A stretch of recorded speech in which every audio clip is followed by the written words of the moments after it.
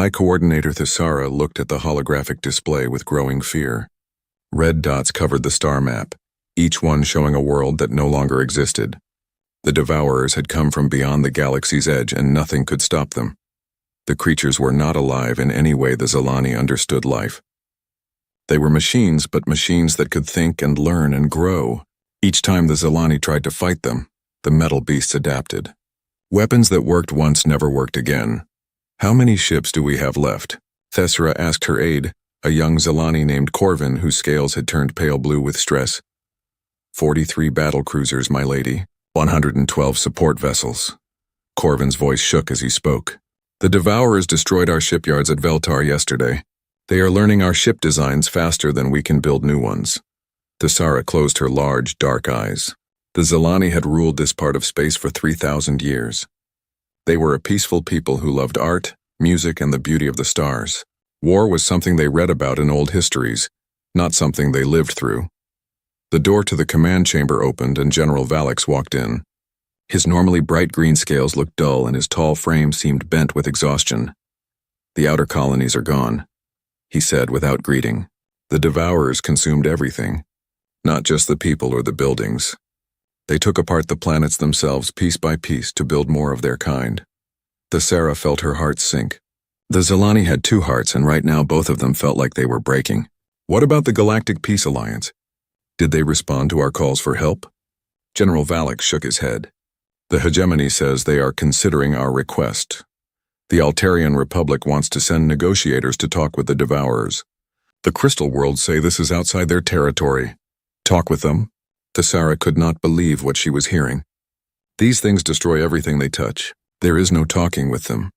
She walked to the great window that looked out into space. Far away, she could see the lights of Devourer ships moving toward their current position. Soon they would have to run again. They had been running for months. "My lady," Corvin said quietly, "there is one more option." Thesara turned to look at him. "What option?" "The ancient emergency beacon. The one from the old archives. It was designed to send a distress call to any ship in the galaxy that could receive it." General Valix frowned. "That system is thousands of years old. We do not even know if it still works." "It is better than doing nothing," Thesara said. She was desperate now. Her people were dying, and no one in the civilized galaxy seemed willing to help them. "Activate it. Send a message to anyone who will listen." Corvin's fingers moved quickly over the control panel. The beacon was buried deep in the ship's systems, a relic from a time when the galaxy was younger and more dangerous. As he worked, warning lights began flashing. "My lady, the beacon is very powerful, but I cannot control where the signal goes. It will broadcast in all directions." "Send it everywhere," Thesara said. "Tell them we are the Zilani Confederation. Tell them we face extinction. Tell them we need help immediately." The beacon activated with a deep thrumming sound that shook the entire ship. Energy poured out from their vessel, carrying Thesara's desperate message across the galaxy. The signal was strong enough to reach the farthest stars, but it was also old and unpredictable. Unknown to the Zilani, their message was racing toward a part of space they had never explored. The galactic charts marked that region as empty, lifeless. It was so far from the civilized worlds that most people forgot it existed. The signal traveled for days, growing weaker, but still carrying its urgent plea. It passed by dead worlds and empty space until finally it reached a small blue planet orbiting a yellow star. The planet was marked in the old charts as a Class Thothene Deathworld, a place so dangerous that nothing intelligent could possibly live there. The signal was caught by a collection of radio telescopes in a place called New Mexico. "Dr. Sarah," Chen was working the night shift when her computer started screaming with alerts. "That's impossible," she whispered as she looked at the data streaming across her screens. The signal was clearly artificial, clearly intelligent, and clearly not from Earth. Sarah called her supervisor, then her supervisor called his supervisor, and soon phones were ringing in government buildings around the world. The message was translated within hours. It spoke of a peaceful people facing extinction from machines that could not be stopped. But there was something else in the signal, something that made the humans sit up and take notice. The message included detailed information about these Devourers, technical specifications that showed exactly what kind of enemy the Zilani were fighting. To the Zilani, the Devourers were an unstoppable force that adapted to any weapon. To the humans reading the reports, they looked like a challenging engineering problem. Within 24 hours, emergency meetings were being held in every major capital on Earth. Presidents and prime ministers who had been enemies for decades suddenly found themselves working together. The message from space had united humanity in a way that nothing else ever had. "These aliens are getting wiped out," said General Morrison, pointing at the holographic display showing Devourer tactical data. "Their weapons are too sophisticated. These machines are learning to counter high-tech energy weapons and adaptive shields." "What do you suggest?" asked President Zhang. General Morrison smiled grimly. "We hit them with stuff they've never seen before. Kinetic weapons, nuclear warheads, good old-fashioned explosives. Let's see how well they adapt to a chunk of tungsten moving at 20% of light speed." The decision was made quickly. Humanity would respond to the alien distress call with everything they had. It would be the largest military operation in human history, and possibly the last if they failed. Shipyards that had been building cargo vessels were retooled to construct warships. Weapons that had been designed to fight other humans were modified to work in space. Scientists who had spent their careers studying peaceful applications of technology suddenly found themselves designing instruments of war. The human fleet began gathering at the edge of the solar system. 500 ships, each one designed by a species that had learned to fight before they learned to walk upright. The ships were ugly compared to the elegant vessels of the galactic civilization, but they were built for one purpose: winning wars. Admiral Marcus Rivera stood on the bridge of the flagship UES Retribution and looked out at the assembled fleet. Behind him, Earth continued its preparations for war. Factories worked around the clock. Soldiers trained for combat in zero gravity. Scientists developed new weapons based on the technical data the Zilani had unknowingly provided. "Sir," his communications officer said, "we've received confirmation from all fleet commanders. We're ready to depart." Rivera nodded. Somewhere across the galaxy, an alien species was dying because they had never learned how to fight a real war. They were about to discover that humans had never learned how to fight any other kind. "Take us out," Rivera ordered. "It's time to show the galaxy what a Deathworld species can do." The human fleet engaged their faster-than-light drives and disappeared into the darkness between stars, racing toward a destiny that would change the galaxy forever. Admiral Marcus Rivera walked slowly through the command deck of the UES Retribution, looking at the faces of his crew. They were young and old, men and women from every nation on Earth. 3 months ago, these people had been enemies. Now they worked together like they had trained their whole lives for this moment. "Admiral," called Captain Sarah Kim from the tactical station, "we're receiving final reports from all fleet commanders. The Chinese battle group is ready. The European fleet is in position. The African Union ships have completed their weapon checks." Rivera nodded and moved to the main display screen. 500 human warships filled the view, stretched across several million kilometers of space. Each ship was different, built by different nations with different ideas about how to fight wars. But they all shared one thing: they were designed by humans, and humans had been perfecting the art of killing each other for thousands of years. "Sir," said Lieutenant Commander Johnson, the fleet's intelligence officer, "we've finished analyzing the alien data. The Zilani have been fighting these Devourers for 8 months. They've lost 90% of their territory." Rivera studied the tactical information on his screen. The Devourers were impressive machines, able to learn from each battle and adapt their defenses. They had started as simple constructs, but each encounter with Zilani weapons had made them smarter and stronger. "Their problem is that they're too civilized," Rivera said to his staff. "Look at these battle reports.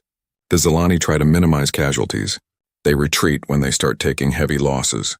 They use precise weapons that target specific systems." "Sir?" Captain Kim looked confused. "They're fighting like they expect their enemy to surrender," Rivera explained. "These machines don't surrender. They don't get tired. They don't feel fear. The only way to stop them is to destroy every single one."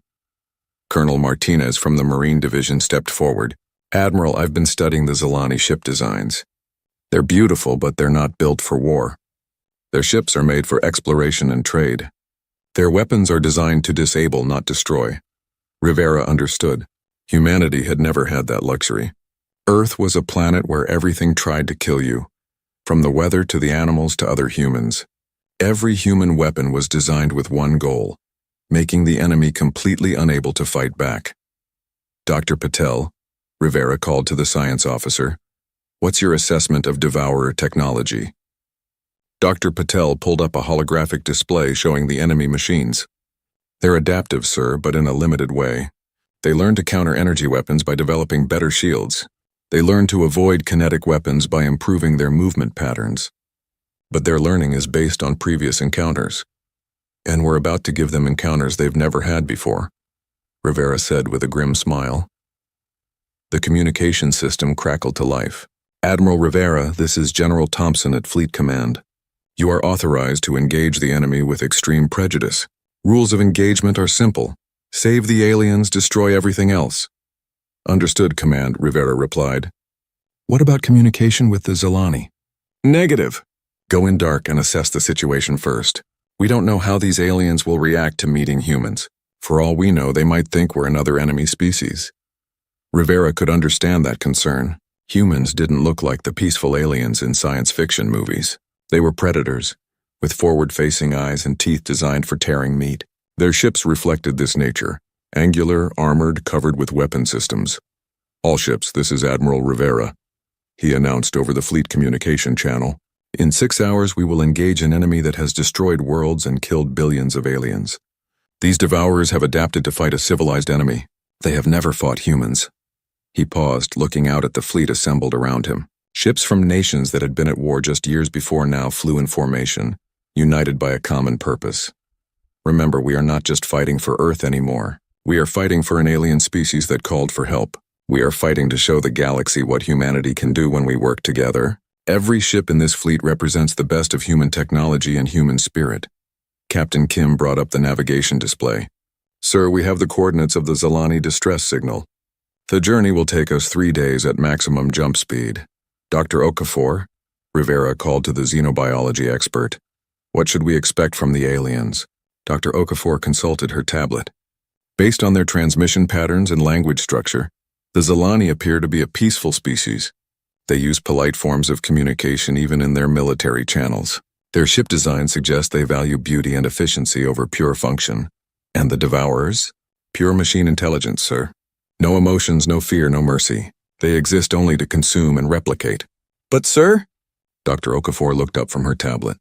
I think they've made a mistake. How so? They've learned to fight Zilani, who try to minimize damage and avoid civilian casualties. They've learned to fight an enemy that retreats when losses become too high. They've never fought an enemy that will sacrifice everything to win. Rivera understood. The Devourers had adapted to fight a civilized species. They were about to encounter humans who had crawled out of the most dangerous planet in the galaxy and learned to survive by being more dangerous than anything else.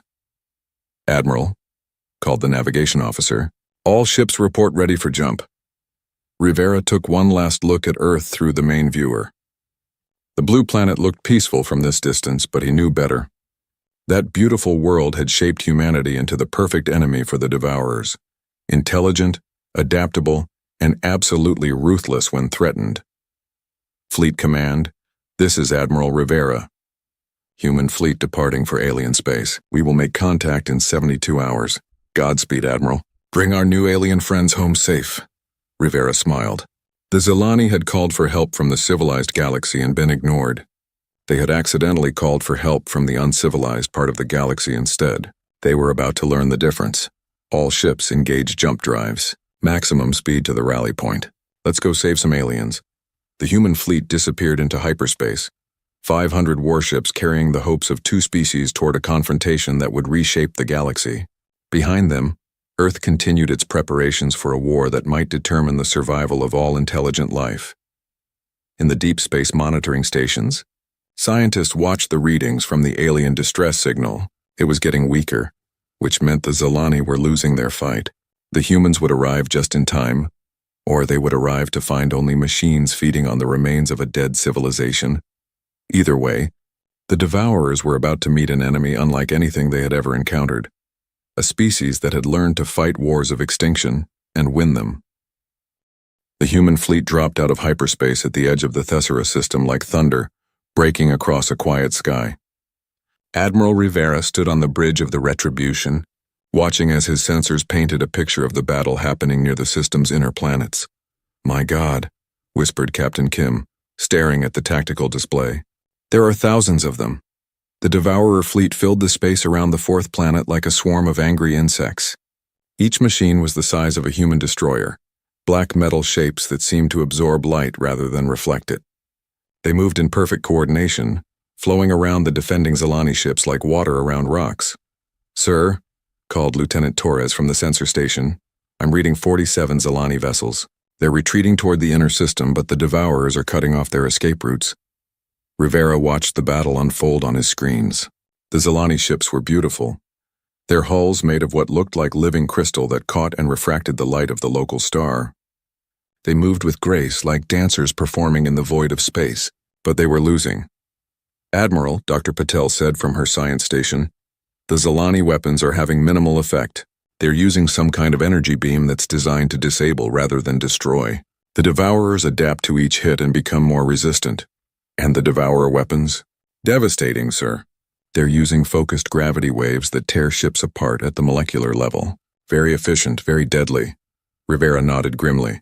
The Zilani were fighting a civilized war against an enemy that didn't understand civilization. It was like bringing a sword to a gunfight, except the enemy kept getting better at avoiding swords. "Fleet positions?" he asked. "All ships in formation, sir," Captain Kim reported.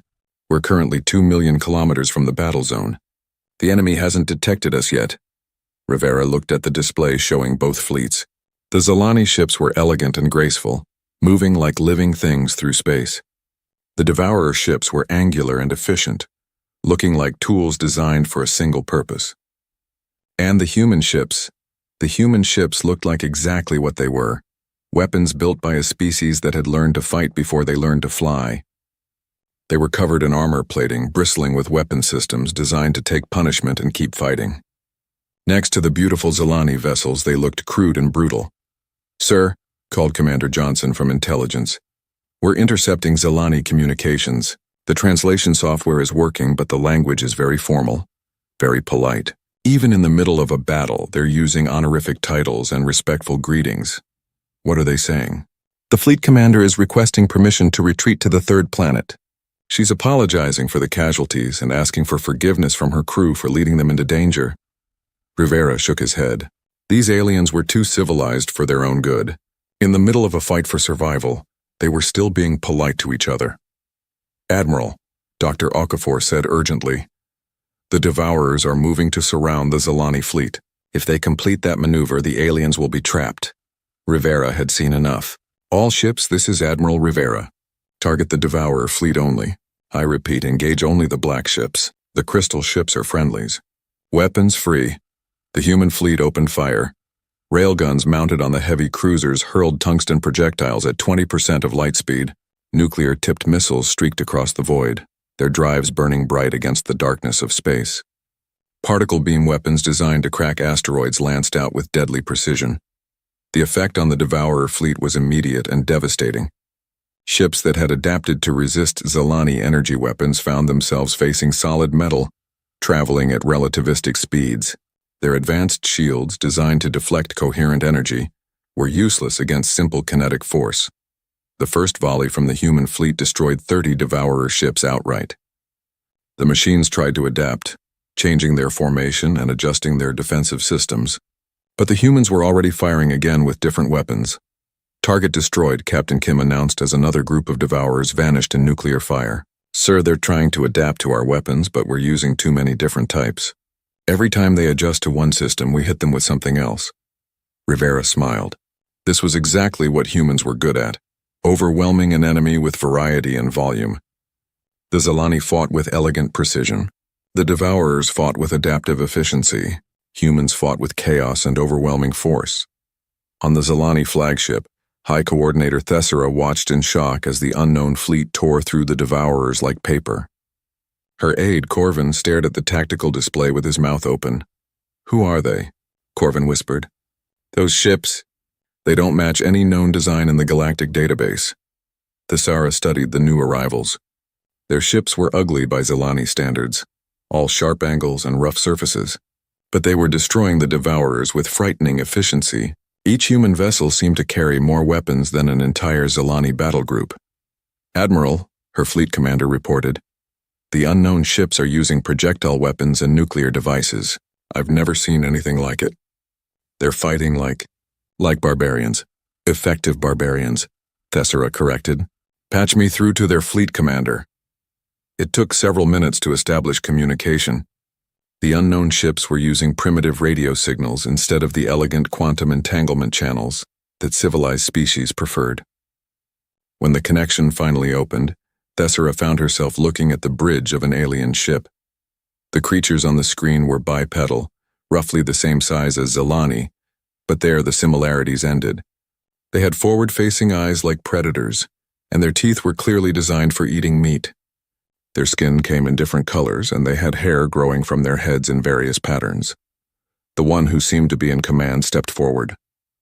He was wearing what looked like military armor, and his face bore several scars. When he spoke, his voice was deep and rough. "This is Admiral Rivera of the Human Federation Fleet. We received your distress signal. Are you the Zilani?" Thessera struggled to find words. These beings looked like something from a nightmare, but they had just saved her people. "Yes, I am High Coordinator Thessara of the Zilani Confederation. We sent a call for help to the Galactic Peace Alliance." "Never heard of them," Rivera said bluntly. "We got your message on Earth, figured you could use some help." "Earth?" Thessara felt her heart skip a beat. "But that's in the Deathworld sector. Nothing civilized can live there." She saw what might have been a smile cross the alien's scarred face. "Well, that depends on your definition of civilized. Right now, we need to finish cleaning up these devourers. Can your ship stay clear while we work?" Thessera looked at her tactical display. The human fleet was systematically destroying the remaining devourers with methods that seemed completely insane by galactic standards. They were using nuclear weapons in space, firing solid projectiles at incredible speeds, and employing tactics that no civilized species would ever consider. But it was working. For the first time in months, the devourers were losing. "Yes," Thessara said quietly. "We will remain clear and—" "Thank you." The transmission ended and Thessara slumped in her command chair. Her people were safe, saved by creatures from a world so dangerous that the galaxy had written it off as uninhabitable. She wondered what other surprises these humans might bring to the civilized galaxy. On the human flagship, Admiral Rivera watched as the last devourer ship exploded under concentrated fire from 3 heavy cruisers. "Sir," Captain Kim reported, "all enemy contacts destroyed. No human casualties. The Zilani fleet is safe," Rivera nodded. The first battle was over, but he suspected this was just the beginning. The galaxy was about to learn that the most dangerous predators in the universe had just left their planet for the first time, and they were very good at making friends.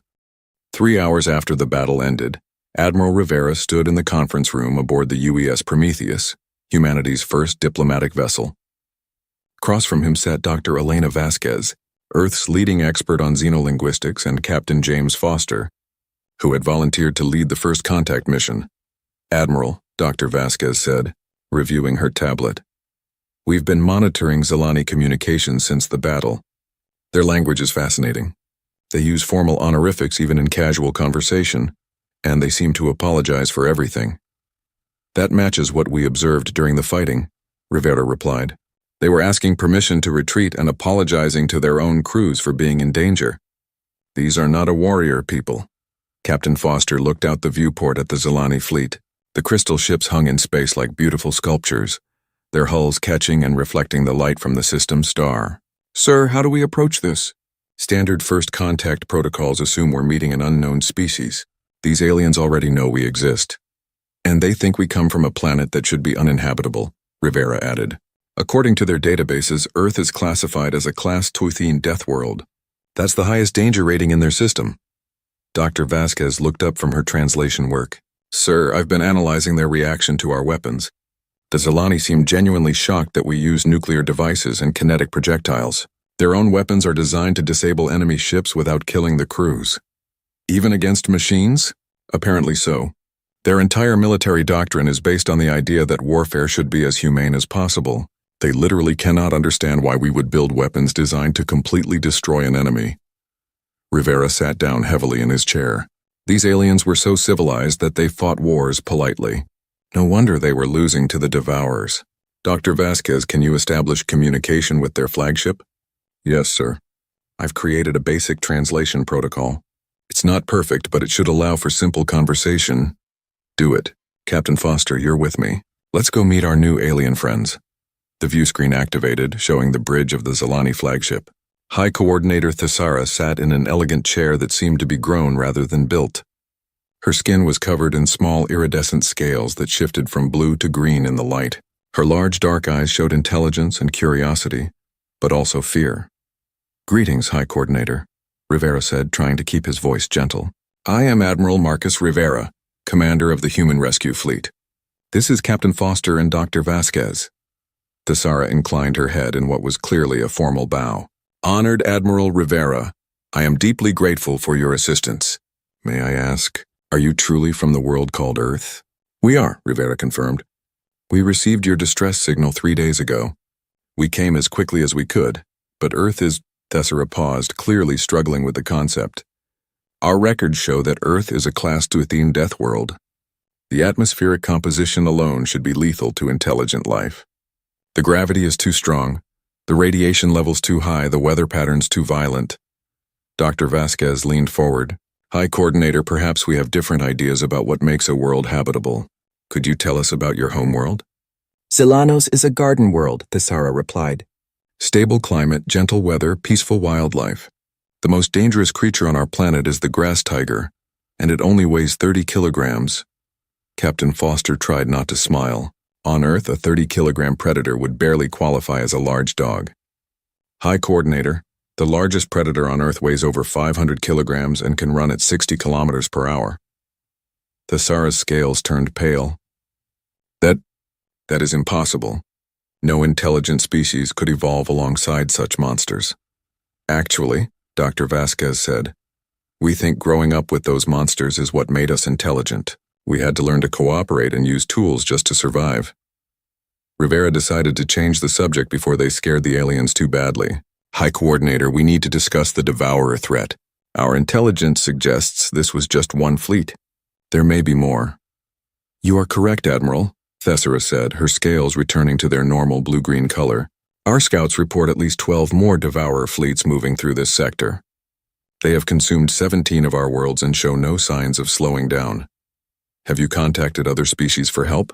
We sent requests to the Galactic Peace Alliance, the Hegemony, and the Crystal Worlds Federation. They all promised to consider our situation, but none have sent military aid." Captain Foster frowned. "Why not?" "Because warfare on this scale has not occurred in our region of space for over 2,000 years, Thesara explained. "Most civilized species have limited military capabilities. We are primarily explorers, traders, and artists. What about the species that do have military forces? The warrior races exist, but they are considered barbaric by galactic standards. Most civilized worlds refuse to associate with them." Rivera was beginning to understand the problem. The galaxy had become so peaceful that it had forgotten how to fight real wars. When a genuine threat appeared, they had no idea how to respond. "High Coordinator," he said, "we would like to establish formal diplomatic relations between humanity and the Zalani Confederation. We are willing to help you fight the Devourers, but we need to understand the full scope of the threat." "I would welcome such an alliance," Thesara replied. "But I must warn you, Admiral, the galactic community will not understand your methods. The way you destroyed the Devourer fleet, it was effective, but it was also terrifying." "Terrifying how?" "You used nuclear weapons as standard armament. You fired projectiles that could destroy planets. Your tactics showed no concern for minimizing casualties or preserving enemy equipment for study. By galactic standards, your warfare methods are considered barbaric." Dr. Vasquez looked at Rivera. This was going to be a problem. Humanity would be seen as savage by the very people they were trying to help. "High Coordinator," Rivera said carefully, "we understand that our methods may seem extreme, but we come from a world where survival requires extreme measures. We have learned that sometimes the only way to preserve life is to be willing to take it." "I am beginning to understand this," Thesara replied, "but you should know that your arrival will change everything. The galaxy has been peaceful because it has been weak. If humanity joins the galactic community, that peace may end." "Not necessarily," Captain Foster said. "On Earth, we've learned that peace is only possible when good people are strong enough to protect it from those who would destroy it." Thesara considered this. "You believe that strength prevents war rather than causing it?" When the strong protect the weak, yes, Rivera said. We're not conquerors, High Coordinator. We're protectors, but we protect by being more dangerous than the things that threaten innocent people. The Devourers have never faced an enemy like humanity, Thessera mused. They learn to counter sophisticated weapons and elegant tactics. But your weapons are not sophisticated. They are simply overwhelming. Exactly, Dr. Vasquez said. Humans learn to survive by being unpredictable and using overwhelming force. We're not smarter than these machines, but we're more chaotic. I would like to propose an exchange, Thessera said after a moment. Human military advisors could help us develop more effective tactics. In return, we could share our technology and introduce you to the galactic community. That sounds reasonable, Rivera agreed. But first we need to deal with those other Devourer fleets. How many ships do you estimate they have in total? Our best intelligence suggests approximately 50,000 vessels. The human officers exchanged glances. That was a lot of ships even for Earth's military. High Coordinator, Rivera said. We're going to need reinforcements from Earth. And we're going to need to move fast before the Devourers adapt to our tactics. I understand, Admiral. But I should warn you about something else. What's that? The galactic community will want to meet with humanity. When they learn that a Deathworld species has developed interstellar travel and military technology, they will either want to study you or control you. Rivera smiled grimly. Let them try. High Coordinator. Humanity has been dealing with bullies for its entire history. The galaxy is about to learn what happens when you threaten people under human protection. The first diplomatic contact between humanity and the Zilani had gone better than anyone expected, but both species knew this was just the beginning of a relationship that would change the galaxy forever. 6 months after first contact, Admiral Rivera stood on the observation deck of Unity Station, the first joint human-Zilani facility ever built. Through the massive viewport, he could see ships from both species working together in space. Human engineers in bulky armor suits worked alongside Zilani technicians whose environmental suits looked more like works of art. Admiral, said Captain Foster, approaching with a tablet full of reports, the Galactic Council has finally agreed to meet with our delegation. They want to discuss humanity's role in the galaxy. Rivera nodded but didn't look away from the viewport. In the distance, a human heavy cruiser was being retrofitted with Zilani shield technology, while a Zilani science vessel received human armor plating. The two technologies shouldn't have worked together, but somehow they did. Any word from the Devourer front? General Martinez reports complete success in the Veltar system. The machines tried to adapt to our new hybrid weapons, but they can't keep up with the rate of innovation. We're not just using human tactics anymore. We're using human creativity combined with Zilani precision. Rivera smiled. The partnership between the two species had exceeded everyone's expectations. Human military doctrine provided the aggressive strategies needed to defeat the Devourers, while Zilani technology offered elegant solutions to complex problems. Together they were unstoppable. The door to the observation deck opened and High Coordinator Thessera entered. Over the past months, she had become more than an alien ally. She was a friend. Her scales had brightened to a healthy blue-green, and she moved with confidence rather than the fear Rivera had first seen in her. Admiral, she said, approaching the viewport, I have interesting news from the council meeting. Good news or bad news? Both, Thessera replied. The good news is that they acknowledge humanity's right to exist and travel in galactic space. The bad news is that they want to place restrictions on human military technology. Captain Foster looked up from his tablet. What kind of restrictions? They want humans to limit nuclear weapons to defensive use only. They want all human ships to carry Galactic Peace Authority observers. And they want humanity to agree to use only proportional force in military conflicts. Rivera turned away from the viewport. In other words, they want us to fight like they do. Essentially, yes, Thessera confirmed. The Council is uncomfortable with human tactical methods.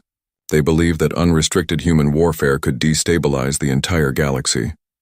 They might be right, Foster said quietly. We've developed weapons in the last 6 months that could crack planets. If we ever turned those weapons on populated worlds, we won't, Rivera said firmly. Humans don't fight wars against civilians. We fight wars against enemies who threaten civilians. I know that, Foster replied. But the Council doesn't know that. To them, we look like barbarians with nuclear weapons.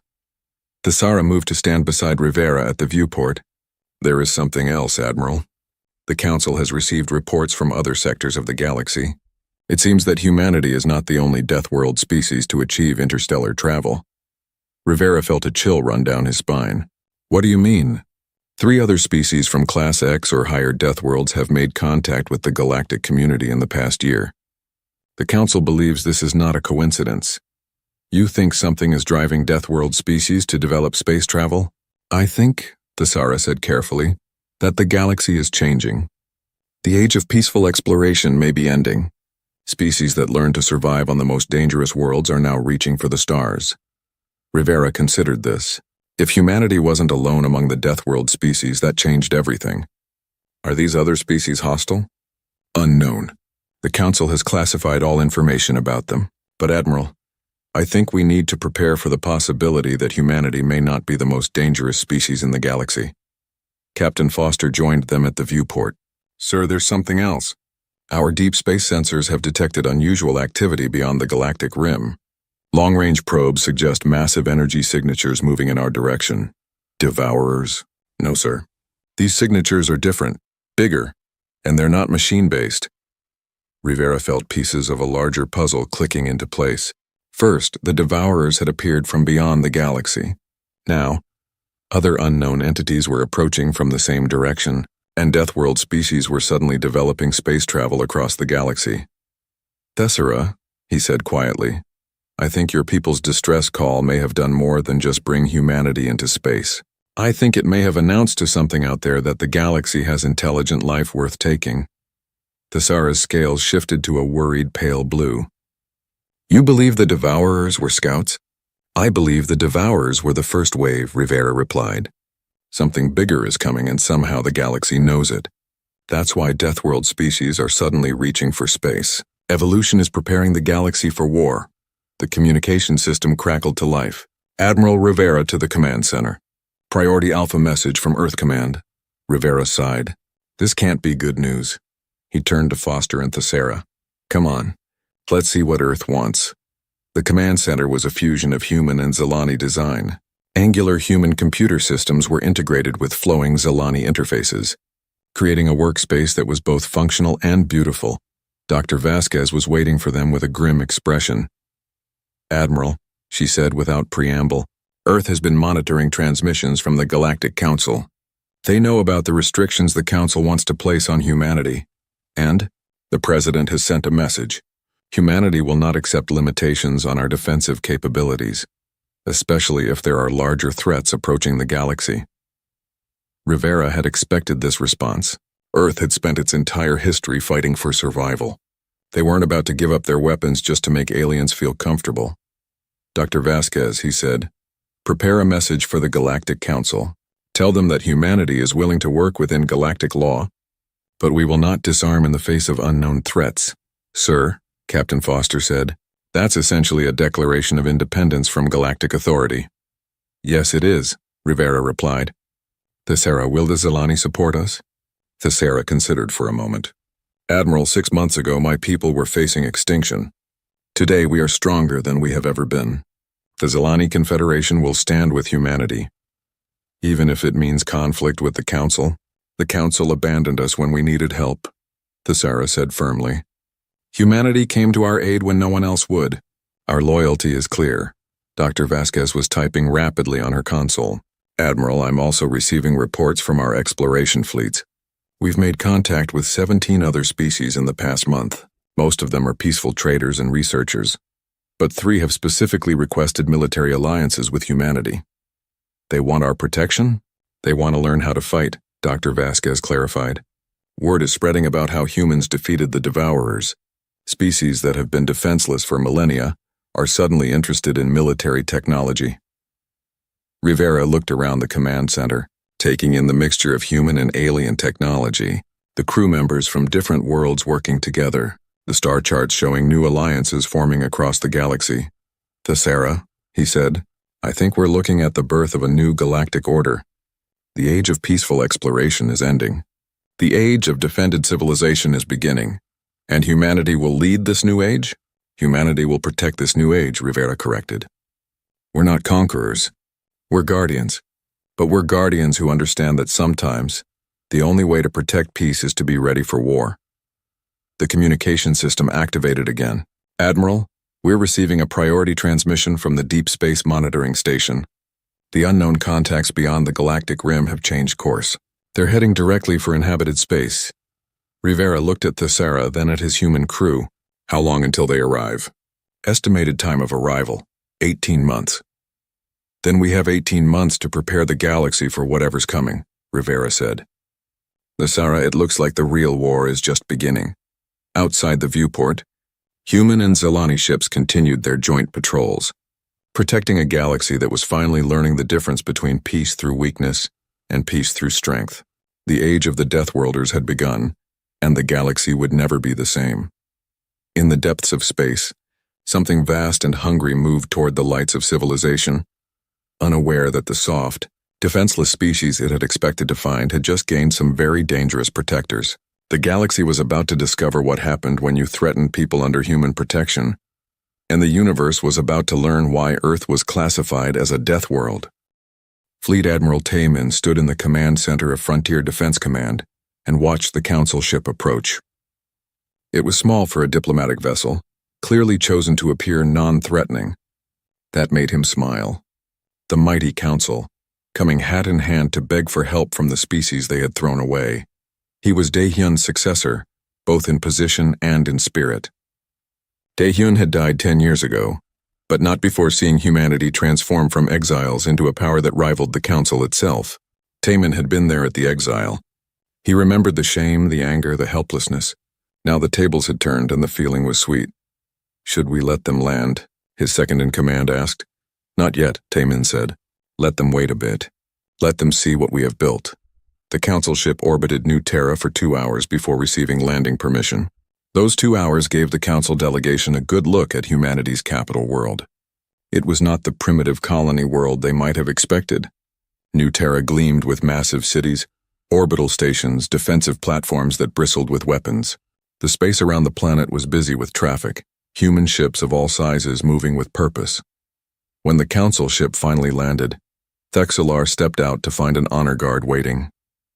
Human soldiers in armor that looked nothing like the old Council-approved designs. They carried weapons the Centaurian could not identify. Everything looked sleek, efficient, and deadly. Taemin met him at the entrance to the Tower of Remembrance. It was a tall building made of dark stone, its walls covered with names. Thousands upon thousands of names. What is this place? Thexelar asked. A memorial, Taemin said coldly. Every name on these walls belongs to a human who died during the exile. Starvation in the early years. Equipment failures because we lacked proper supplies. Attacks by pirates who knew we were unprotected. These are the people who paid the price for your decision. Thexelar looked at the names and said nothing. What could he say? Inside, the human leadership waited. Admiral Sangwoo was there, an old man now, but still sharp-eyed. General Quan commanded the military forces. Dr. Hei Wan represented the scientific community. Captain Mi-sun, who led the exploration fleets, stood near the back. They all stared at the Council delegation with expressions that ranged from cold to hostile. You wanted to talk, Taemin said, not bothering with pleasantries. Talk. Thexelar had prepared a speech, but facing these cold human eyes, his prepared words felt hollow. He decided on simple truth instead. We are dying. An enemy from outside our galaxy is consuming our worlds. We call them the Devourers. They adapt to everything we try. Every strategy, every weapon. Our military doctrines that have kept peace for thousands of years are useless against them. And you think we can help? Taemin said. It was not a question. Your former commander, Vrelian, said something before he died. He said the Devourers think like humans. Adaptable, unpredictable, constantly evolving. We need someone who understands that kind of thinking. You mean you need the dangerous, aggressive humans you were so afraid of, General Quan said with a harsh laugh. The ones who were too violent to be allowed in civilized space. Yes, Thexelar said quietly. We were wrong.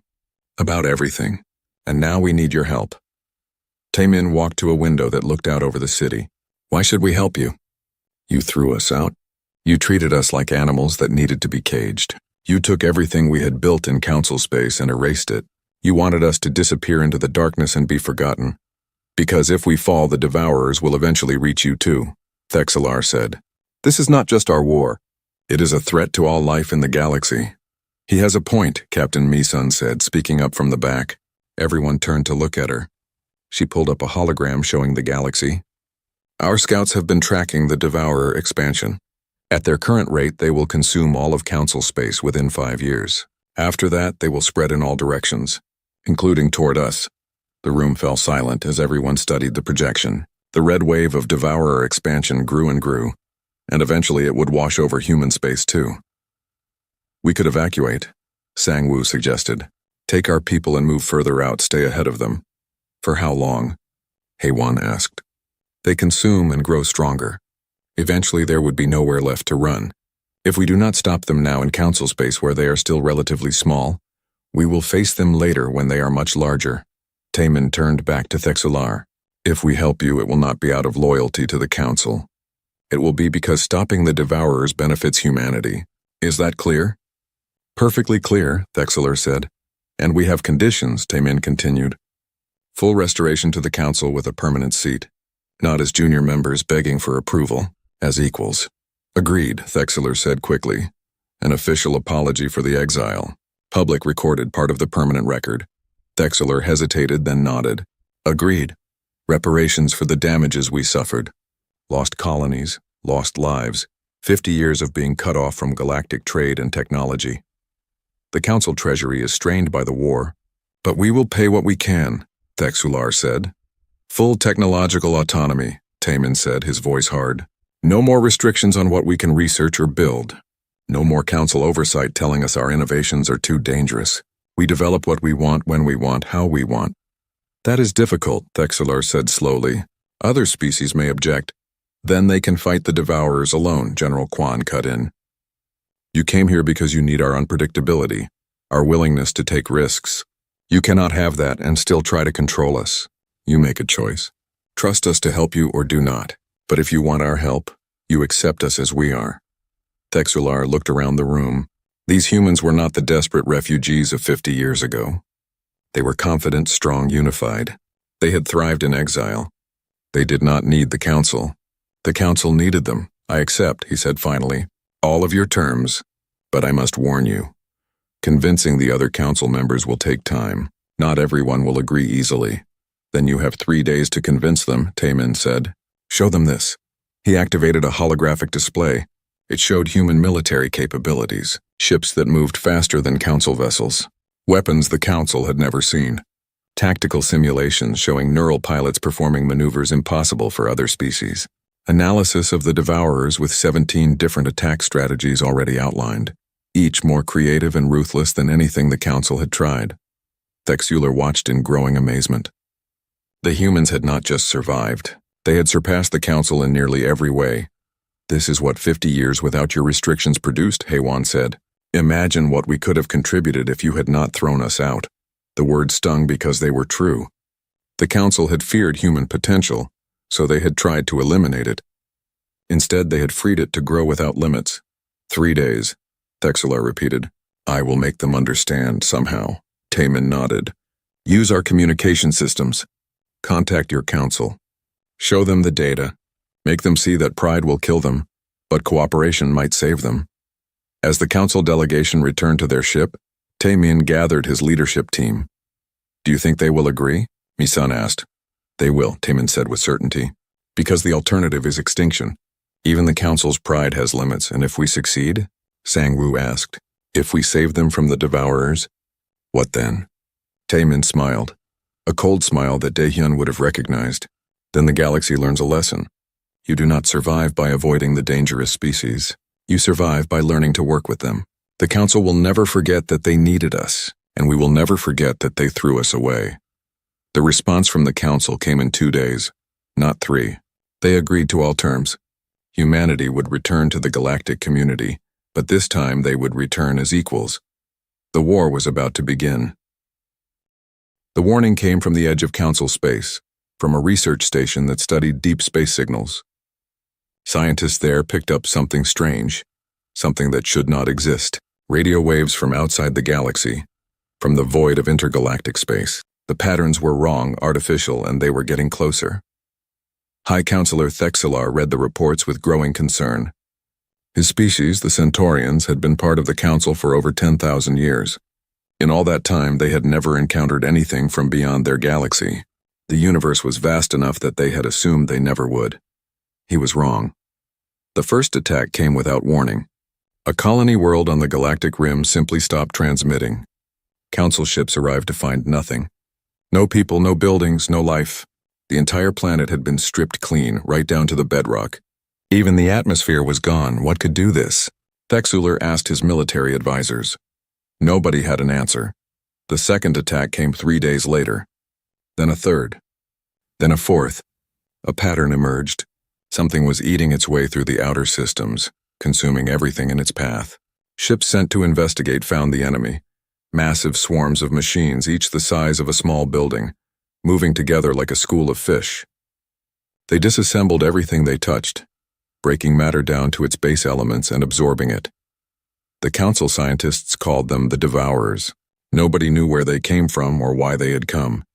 They simply consumed and moved on, growing larger with each world they took. The Council military mobilized. Their fleets had kept peace in the galaxy for millennia. They were designed for ceremony and peacekeeping, beautiful ships that showed the glory of their civilizations. They had not fought a real war in over 1,000 years. Commander Verlian led the first major battle against the Devourers at the Helios system.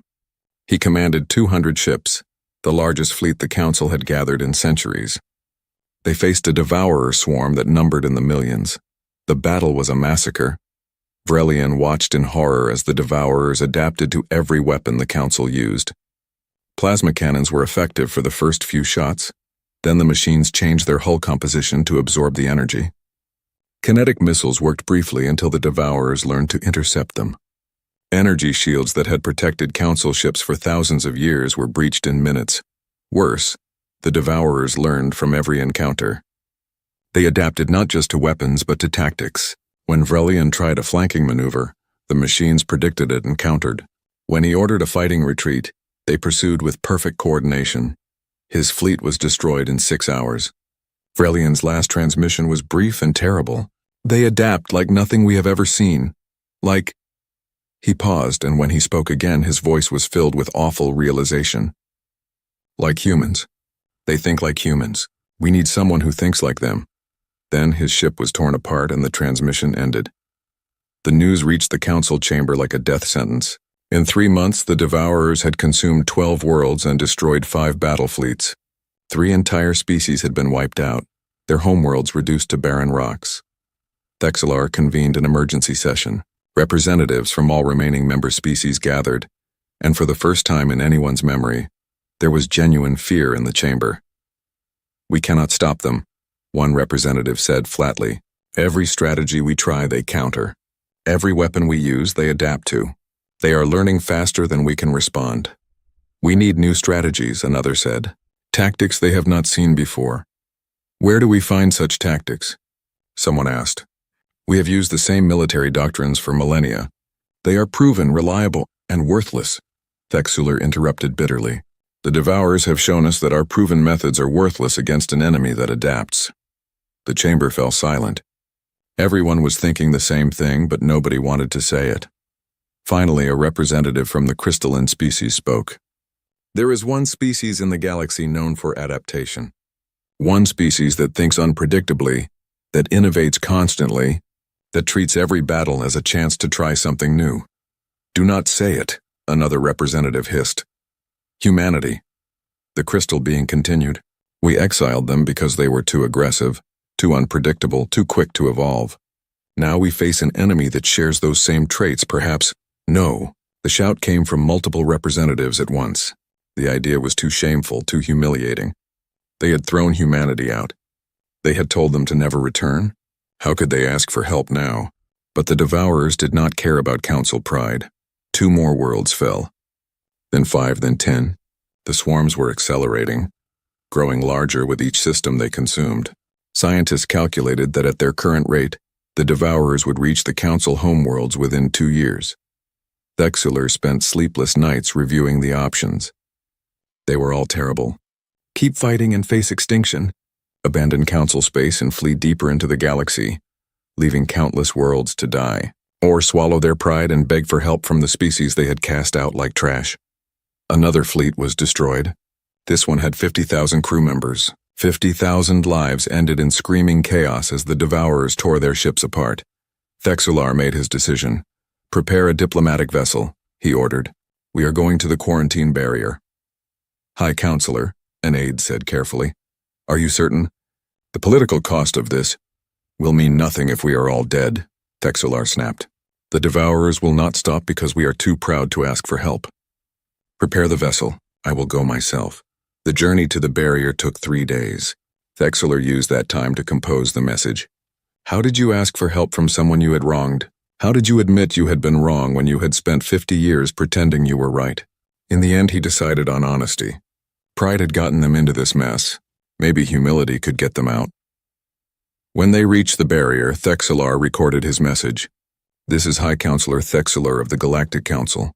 We are requesting immediate contact with human leadership. An enemy threatens all life in the galaxy. They are called the Devourers, and they cannot be stopped by conventional means. We need help.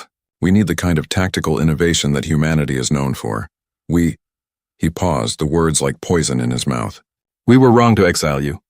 We see that now. If you are willing to speak with us, we will negotiate any reasonable terms for your assistance." He sent the message and waited. Minutes passed in silence. Then hours. Thexular began to wonder if the humans would even respond. Maybe they would just watch the council burn and call it justice. Then the reply came. "Message received," a calm female voice said.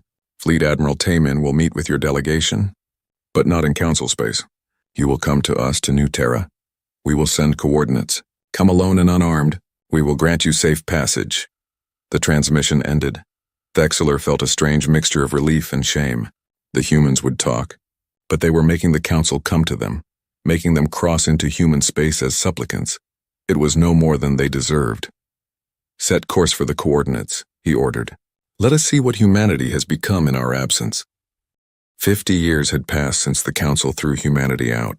50 years of silence from the species that once called themselves humanity's teachers and guides. Admiral Sang-Woo stood on the observation deck of Frontier Station 1 and looked out at what humanity had built in those 50 years. It was magnificent. When they first arrived in the Outer Rim, there had been nothing. Empty systems. Barren worlds. No infrastructure, no support, no help from anyone. The Council had expected humanity to struggle just to survive. They expected humans to crawl back eventually, begging to be let back in with their tails between their legs. They had no idea how wrong they were. Sang-Woo remembered those early years. He had been a young captain then, commanding a colony ship full of refugees. They had landed on a world they named Hope, even though it was a frozen ball of ice and rock. They had no choice. Supplies were running low, and Hope was the first world that could support life with enough work. The work had been brutal. People died that first winter, but humans had always been good at surviving in places they should not. They dug into the ice. They built underground cities. They adapted, and then they started to innovate. Without the Council telling them what they could and could not do, human scientists went wild. The Council had always restricted certain technologies, claiming they were too dangerous or too unpredictable. Now there were no restrictions. Engineer Yuna had been one of the first to push boundaries. Sang-Woo remembered when she came to him with her crazy idea about neural integration. She wanted to connect human brains directly to Starship computers. The Council had banned even researching such technology, saying it violated the natural order of consciousness. "Let me show you what it can do," Yuna had said, her eyes bright with excitement. "A regular pilot needs 3 seconds to process information and give commands. With neural integration, that drops to 0.2 seconds. We become one with our ships. We think, and the ship responds." Sang-Woo had approved the project. What did they have to lose? The Council already thought humans were dangerous.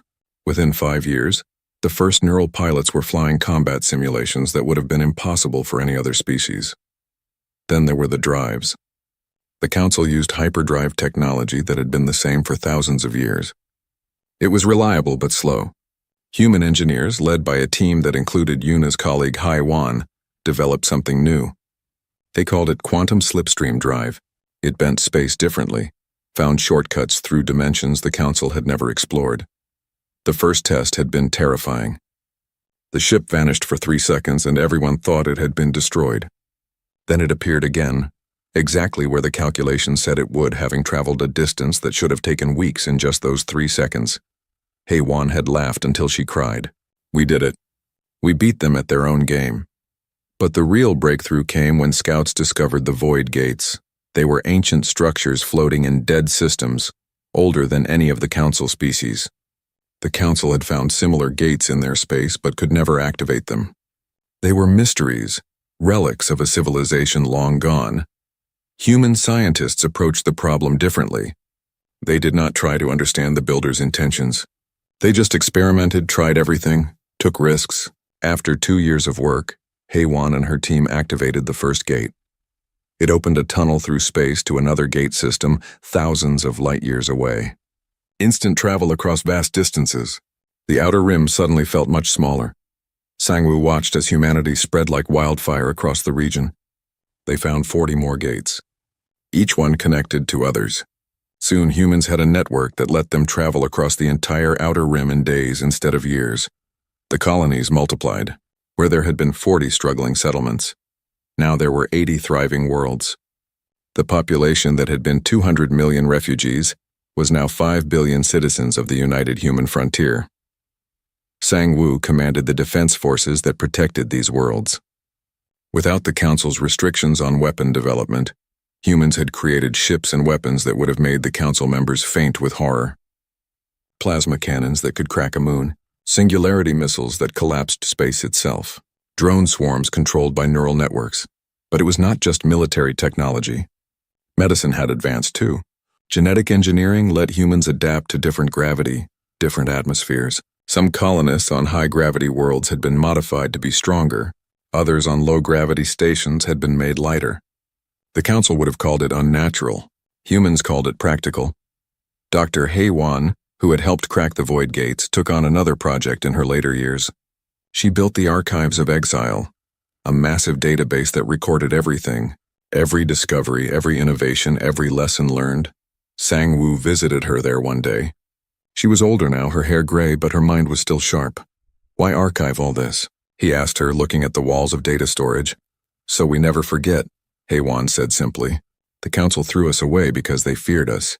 They thought we were too dangerous to be allowed among civilized species.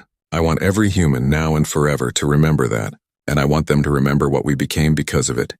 She pulled up a hologram showing the comparison, humanity under Council rule versus humanity in exile. The differences were staggering.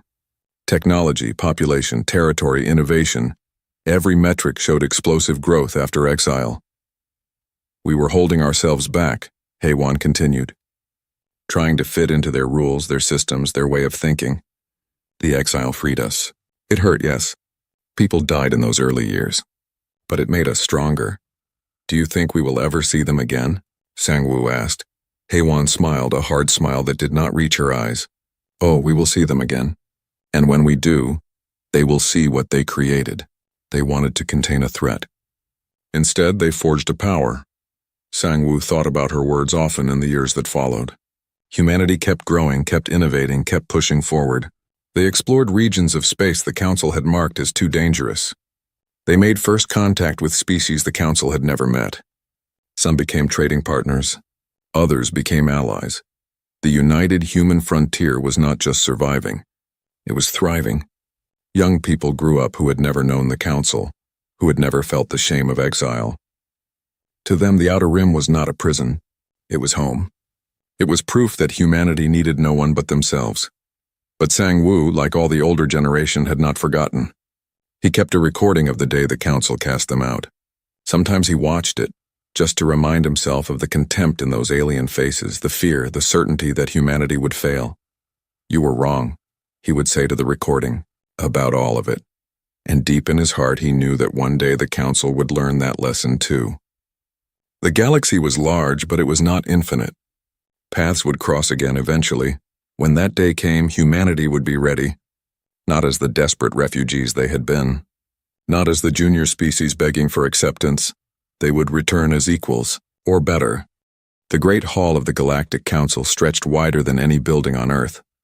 12 species sat in a circle, their seats rising high above the center floor where Dae-hyun stood alone. The lights above him felt like judgment itself, harsh and unforgiving. He wore the formal uniform of humanity's diplomatic corps, but it felt thin and worthless under the stares of beings who had traveled to stars for thousands of years before humans ever left their home planet. Dae-hyun had come here with hope. He believed that words could fix this. He believed that if he explained carefully enough, if he showed them the truth, they would understand. Humanity had only defended itself. The Vrelian attacks on the border colonies had forced their hand. What choice did they have but to fight back? The council leader spoke with a voice that echoed through translators. Humanity stands accused of excessive violence. You have built weapons that frighten peaceful species. You expand too quickly. You take risks that endanger others. In the 200 years since we welcomed you to the stars, you have shown us that you cannot be trusted. Dae-hyun felt his hands shake, but he kept them still at his sides. We have only protected our people. When the Vrelians attacked our colonies, we responded. We did not start that war. We finished it. You finished it too well, another council member said. This one looked like a floating collection of crystals that glowed with inner light. You did not simply defend. You pursued. You hunted them across 3 systems. You showed no mercy.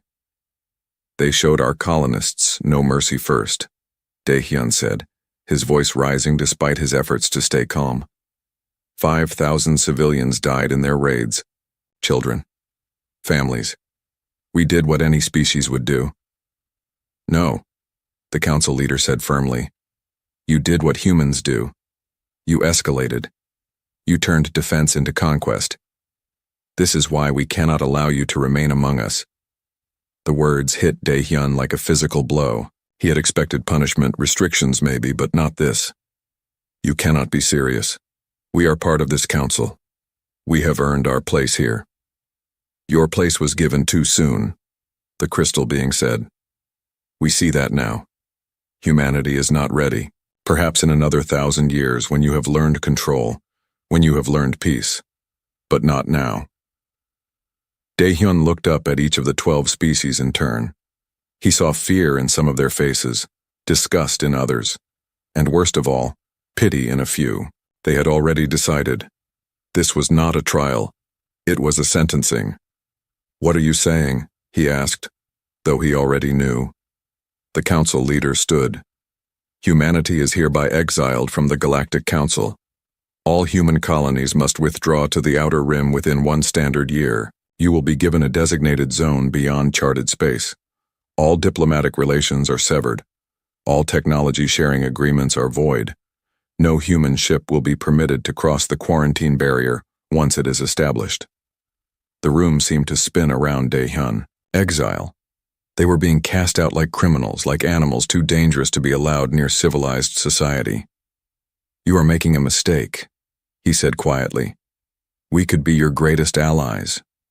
We could help you grow, help you face whatever challenges come. We learn quickly. We adapt. These traits you call dangerous could save you one day. Or destroy us, the council leader replied. We have seen species like yours before. They burn bright and fast, and they take others with them when they fall. We will not risk it. Dae-hyun straightened his back. If this was how it would end, he would not beg. You fear what we might become. One day, you will regret not discovering what we could have been together. He turned and walked toward the exit. No one stopped him. No one spoke. The silence felt heavier than any words could have been. Outside the council chamber, Captain Ji-woo waited with the security detail. She took one look at Dae-hyun's face and knew.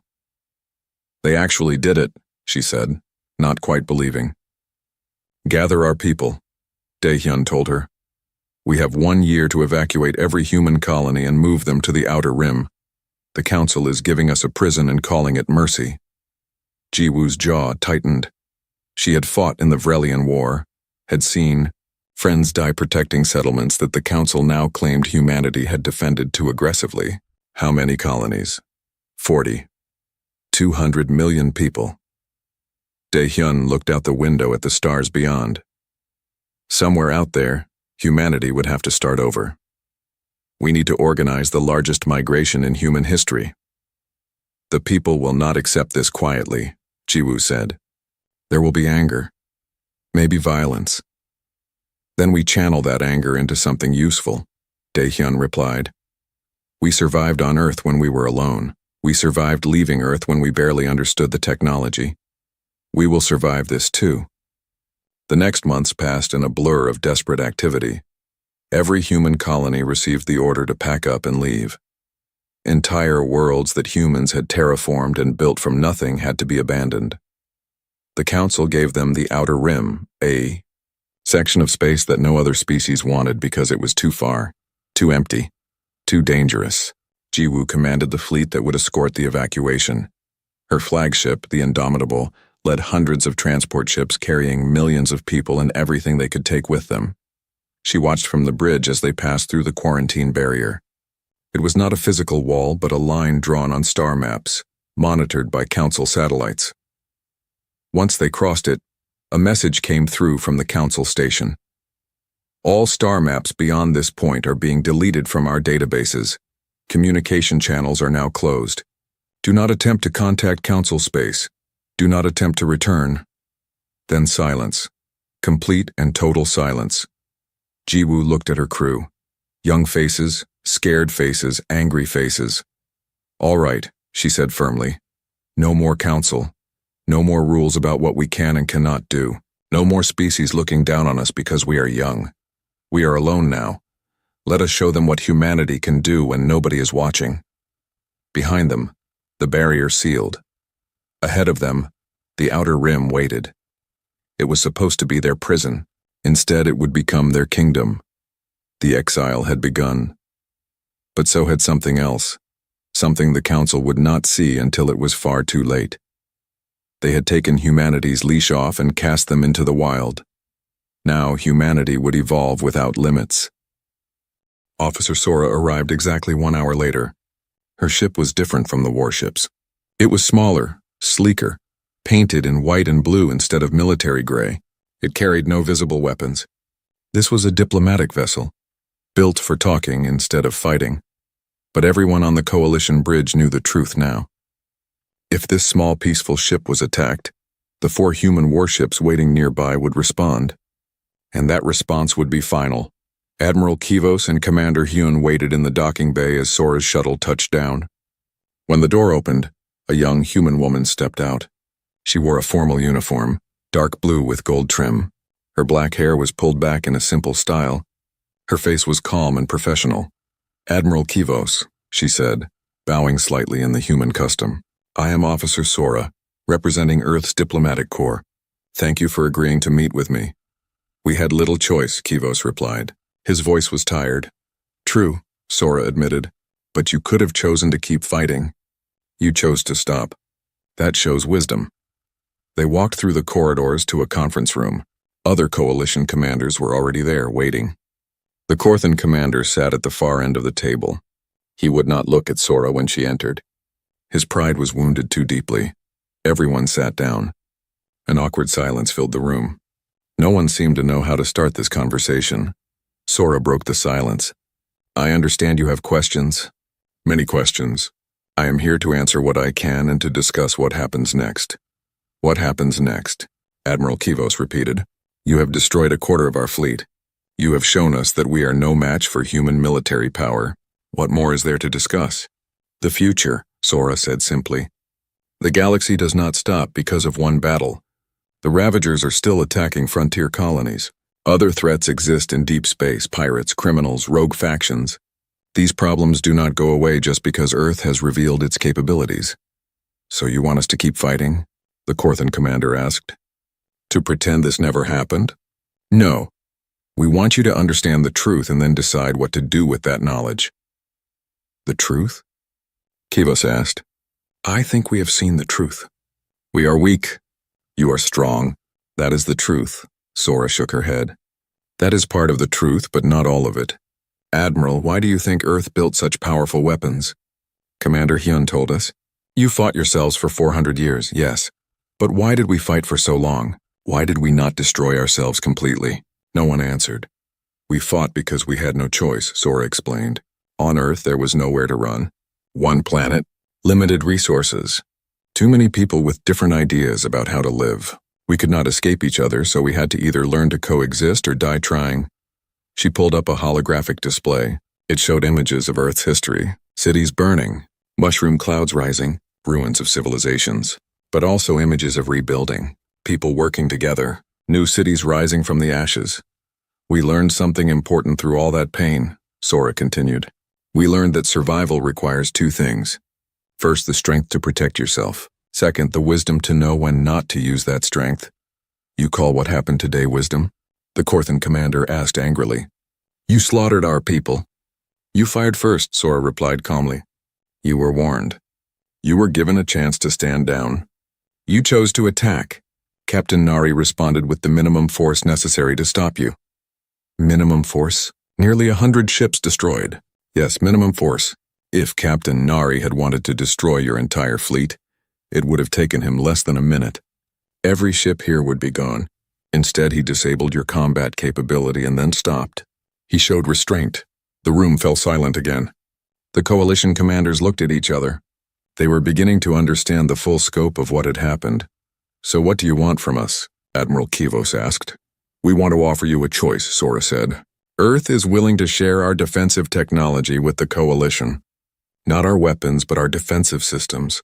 Better sensors, stronger hulls, more efficient engines. We can help you become stronger. In exchange for what? In exchange for accepting that when it comes to military matters, Earth leads. When threats appear that require force, human ships respond first.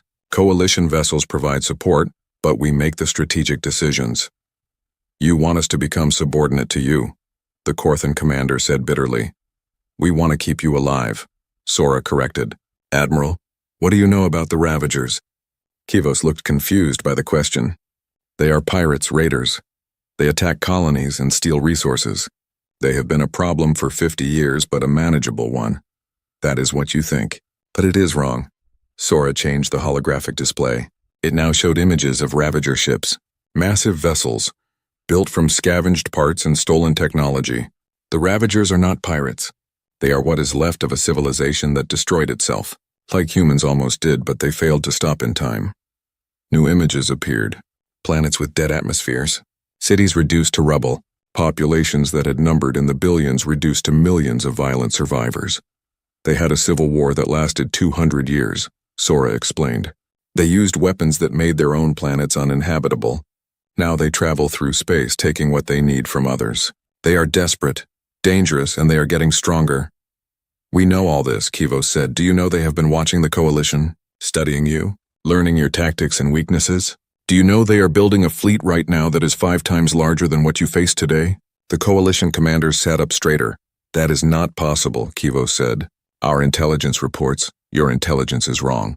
We have been tracking the Ravagers with our own systems, deep space monitoring stations, stealth ships, technologies you do not have. We know exactly what they are planning. Sora pulled up another display. This one showed a massive Ravager fleet assembling in deep space. Hundreds of ships, maybe thousands. They are coming, Admiral. In 6 months, maybe 8, they will attack coalition space. Not just frontier colonies. Core worlds. They mean to take everything you have built and use it for themselves. Then we must prepare, the Korthan commander said. How? With the fleet you have now, you would lose. Badly. The Ravagers learned from watching you fight small battles. They know your weapons, your tactics, your weaknesses. They have built counters for everything you have. Then what can we do? Accept our help. Let Earth take the lead in fighting this threat. We have already been preparing. Our ships are designed to fight wars of extinction. The kind of war the Ravagers bring, we can stop them, but we need the Coalition's cooperation. Admiral Kivos looked at the display showing the Ravager fleet. His 4 eyes studied the numbers, the ship types, the formations. He had been a military commander for 40 years. He understood what he was seeing. If what you say is true, then we have no choice. You always have a choice, Admiral.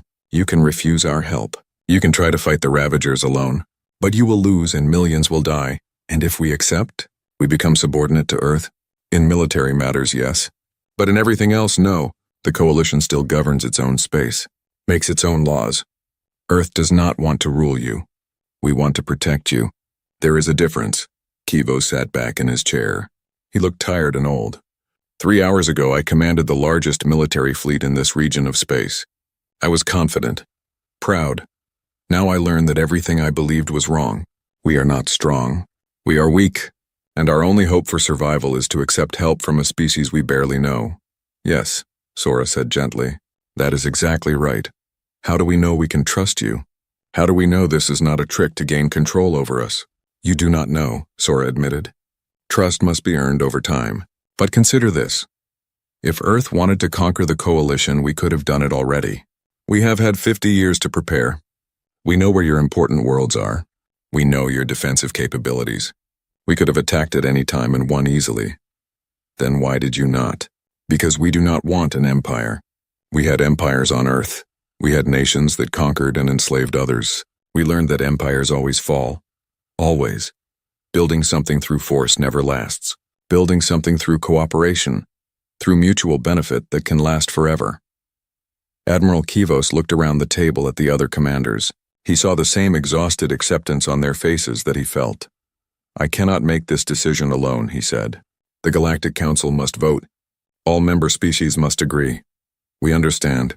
Take your time. Think carefully. Discuss with your leaders. But do not take too long. The Ravagers are coming and they will not wait for you to make up your mind. Sora stood up. The meeting was over. She bowed slightly to the Coalition commanders. I will leave you now. My ship will remain nearby in case you have more questions. Commander Hyun will stay here to act as liaison. She turned to leave, but Admiral Kivos called out, Officer Sora? One more question. Yes, Admiral? The Iron Requiem. Captain Nari. He is a good commander? One of our best. How many battles has he fought? Sora paused. 17 major engagements. 42 minor ones. He has never lost a ship under his command. He has never failed a mission. Against what enemies? Mostly against pirates and raiders in remote systems, but also against some Earth Defense Force ships in training exercises.